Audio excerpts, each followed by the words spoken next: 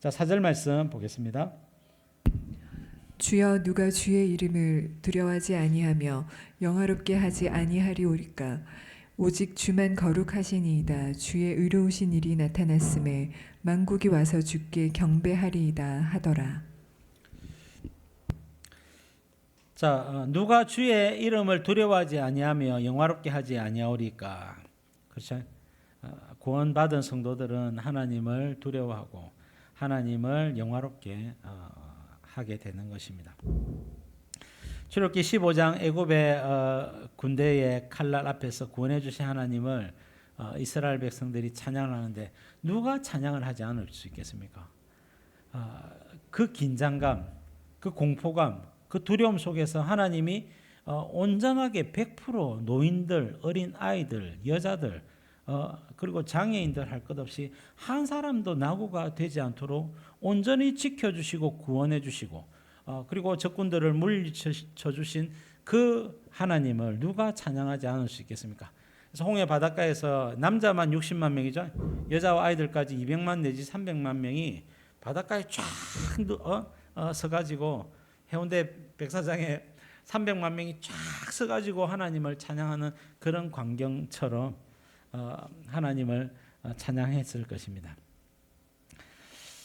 그래서 여러분 이 출애굽 때의 구원은요, 이 재림 예수님 때 구원의 모형과 그림자입니다. 그때 바닷가에서 찬양했던 것이 하나님의 보좌 앞에서 불이 붙은 유리 바닷가에서 찬양하는 것에 대한 모형과 그림자가 출애굽기 사건이었죠. 자, 하나님이 하시는 구원을 실제로 누리게 되면 우리는 정말로 놀라게 될 것입니다. 그것이 우리의 눈앞에 그 구원이 펼쳐지게 될 것이고 우리가 그 현실을 만나게 될 것이고 그것을 누리게 될 것입니다. 그 영광을 누리게 되면 모두가 감격 속에서 한없이 목 놓아 주님을 찬양하게 될 것입니다. 하나님을 아는 백성이 되시기 바랍니다. 그리고 하나님의 말씀대로 순종하고 주님을 의지하고 하나님을 바라보는 반드시 주님은 구원해 주시는 그 하나님을 신뢰하며 마지막 시대를 우리 믿음으로 사는 성도가 되어야 되겠습니다. 자, 5절 말씀 보겠습니다. 또 2일 후에 내가 보니 하늘의 증거 장막의 성전이 열리며. 자, 1절 말씀하시고 자, 1절 다음에 5절로 연결이 되어집니다. 2절부터 4절까지는 대접재앙을 이기고 승리한 성도들의 모습을 미리 잠시 보여줬습니다. 그리고 1절은 이제 일곱 대접 재앙을 가진 대접을 가진 천사들을 묘사해 주셨죠. 그리고 5절은 이제 또 일 후에 내가 보니 하늘에 증거장막 성전이 열리며, 자, 그래서 증거장막 성전이 열리면서 일곱 대접 재앙을 가진 천사들이 딱 등장을 하는 모습이죠. 자, 실제로 대접 재앙은 16장에 다 부어지게 되고요. 자, 이 5절은요 1절과 연결이 되어지는데, 자, 1절과 5절은요 계시록 11장 15절부터 19절과 연결이 되어지는 겁니다. 자, 계시록 11장 15절과 연결이 되어집니다. 자, 우리가 계시록 11장을 할 때에 두 정인 시대를 이야기했었죠. 두 정인 시대, 그 두 정인 시대를 이야기하고 그 다음에 11장 15절부터 해서 거기도 하늘에 성전이 열렸다라고 이야기를 했는데요. 그 표현이 이제 11장 19절에 나오네요. 19절에요. 자, 증거장막 성전이라는 표현은요, 증거궤, 언약궤가 있는 장막 성전이다 말입니다. 자, 우리가 모세의 성막이나 솔로몬의 성전에 가면 지성소에 보면 언약궤가 있죠. 자, 언약궤가 있는 성전이다 말입니다. 근데 이 지상에 있는 성전은 하나님의 보좌 앞에 있는 하나님의 보좌 앞, 그 성전의 모형이다 말이에요. 모형과 그림, 모형의 모습을 땅에 만들어 놓은 거예요. 그래서 하늘이 열리면서 하나님의 보좌가 보이는 것입니다. 그리고 그 하나님의 보좌를 증거장막 성전이라 이렇게 표현하고 있는 거예요. 그리고 하나님의 보좌 앞에는요 증거궤, 언약궤가 있더란 말입니다. 자, 그 이야기예요. 자, 계시록 11장 19절에 보니까 이에 하늘에 있는 하나님의 성전이 열리니 이렇게 이야기하고 있죠. 그래서 오늘 15장 5절하고 같은 표현입니다. 15장 5절에서는 정거장막 성전이 열렸다 그랬고 계시록 11장 19절에는 하늘에 있는 하나님의 성전이 열리니 이렇게 묘사를 하고 있는데 같은 표현입니다. 그래서 성전 안에 하나님의 언약궤가 보이며 같은 표현이죠. 또 번개와 음성들과 우레와 지진과 큰 우박이 있더라 그랬습니다. 그래서 번개와 음성과 우레들과 지진과 큰 우박은 심판하시려고 하는 하나님의 영광, 분노하시는 영광을 묘사하고 있는 것이고 큰 우박, 지진과 우박이 있는 것은 7가지 대접재앙인 것을 암시하고 있는 것입니다. 7가지 대접재앙인 것을 암시하고 있죠. 그 전에 우리가 앞에 나팔재앙이라든지 이런 데 보면요. 하나님의 영광을 번개와 음성들과 우레와 이런 걸로 묘사가 되어 있지만 우박은 없어요. 우박은 없단 말이에요. 왜? 우박재앙은 7 대접재앙 안에만 있기 때문에 그래요. 자, 언약대로 심판하신다는 내용이고 7가지 대접재앙으로 심판하신다는 내용입니다. 자, 12장부터 14장까지는 적그리스도에 대한 이야기였죠. 그래서 11장 말미, 11장 끄트머리 19절이거든요. 11장 19절부터 바로 15장 1절 혹은 5절로 연결이 되어지는 겁니다. 그래서 이 관계를 잘 아셔야 되겠다. 자, 그래서 일곱 번째 나팔이 불리니 11장 15절로 기억하는데요. 11장 15절에 7번째 나팔이 불리니 정거장막 성전이 열렸다 하고 11장을 마쳤고요. 그 연결이 15장 5절로 연결이 되면서 7가지 대접가진 천사가 등장하더라 이렇게 되어 있는 겁니다. 그러니까 여기 조금 이제 길고 내용을 연결시키기가 쉽지 않습니다만은 이것을 자연스럽게 연결시키게 되면 7번째 나팔은 7가지 대접이다 하는 것을 알게 되어지는 것입니다. 자, 예수님을 믿어 죄사함을 받으면 심판에서 면제가 되어지죠.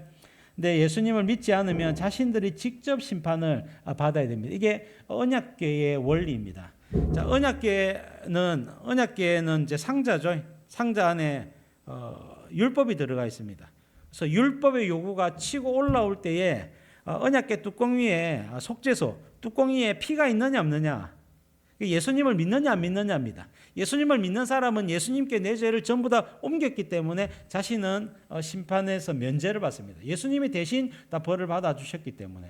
그러나 예수님을 믿지 않는 사람은 그 언약궤가 열리면서 하나님의 심판을 자기가 본인들이 직접 받아야 됩니다. 그게 뭡니까? 7가지 대접재앙이라는 거예요.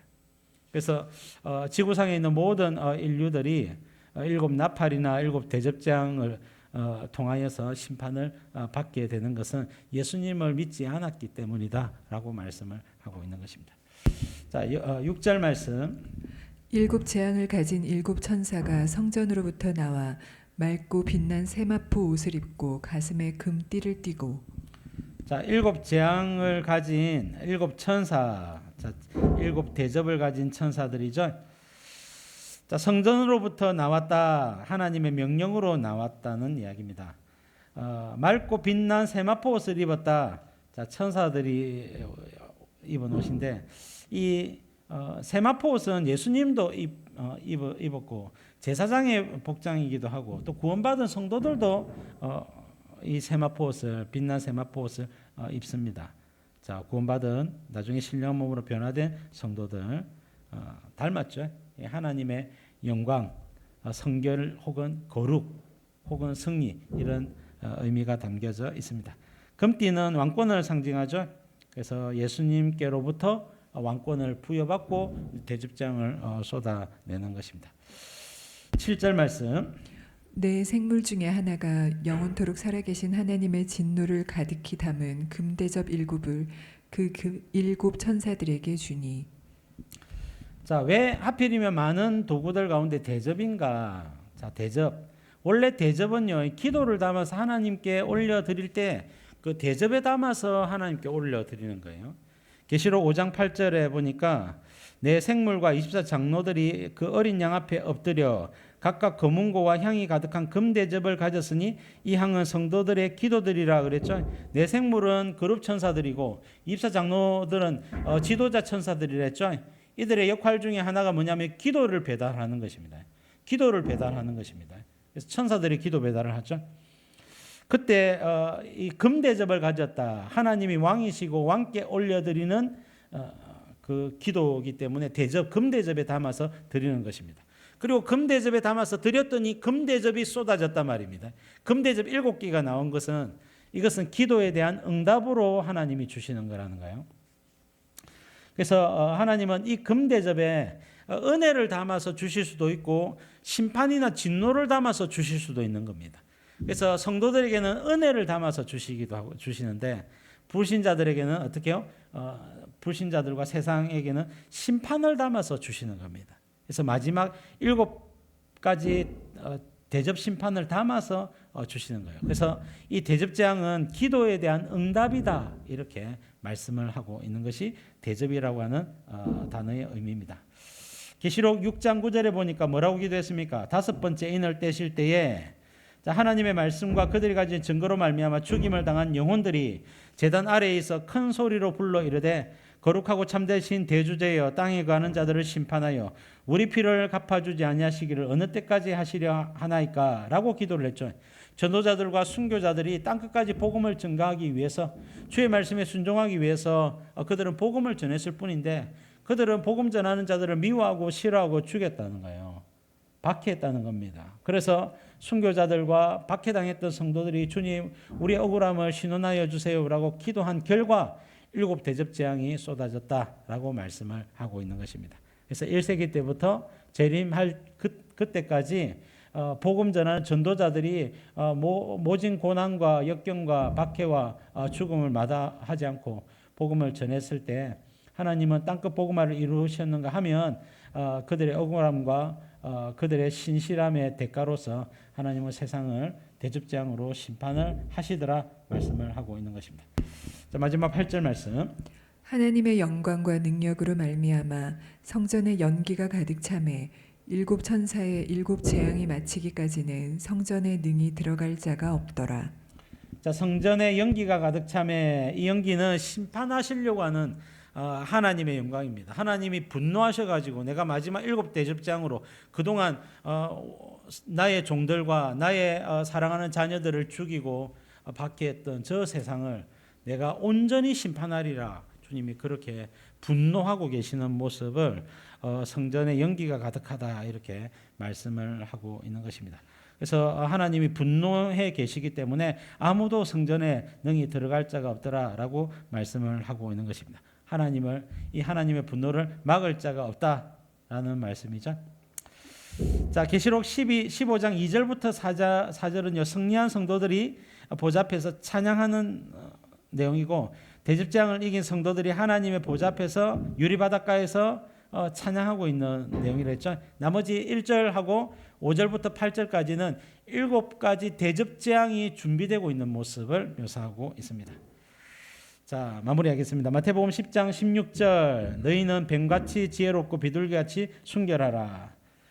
자, 뱀같이 지혜로우란 말은 하나님의 말씀으로 지혜로우라는 말이에요. 그리고 비둘기같이 순결하란 말은 주님만 바라봐라는 뜻입니다. 비둘기는 짝이 있으면 짝만 바라보고 바람을 안 피우죠. 짝만 바라본단 말입니다. 마찬가지로 비둘기같이 순결하란 말은 예수님만 바라보고 하나님만 바라보고 성령님만 의지하라는 겁니다. 사람들을 삼가라. 그들이 너희를 공회에 넘겨주겠고 그들의 회당에서 채찍질하리라. 장차 형제가 형제를 아버지가 자식을 죽는 데 내어주며 자식들이 부모를 대적하여 죽게 하리라. 또 너희가 내 이름으로 말미암아 모든 사람에게 미움을 받을 것이나 끝까지 견디는 자는 구원을 얻으리라. 그랬습니다. 여러분 말씀을 따라가다가 끝까지 구원을 얻고 끝까지 승리하는 저와 여러분들이 될 수 있기를 주님의 이름으로 축복합니다. 자, 기도 제목 우리 같이 한번 읽겠습니다. 시작. 결국 종말이 오는 것을 알게 하시고 말씀과 성령으로 종말을 준비하게 하소서. 7대접 재앙을 두려워하지 말고 말씀에 순종하는 주의 백성 되게 하소서. 기회가 있을 때 전도하고 영혼을 구원하고 하나님 나라를 세워가게 하소서. 아멘.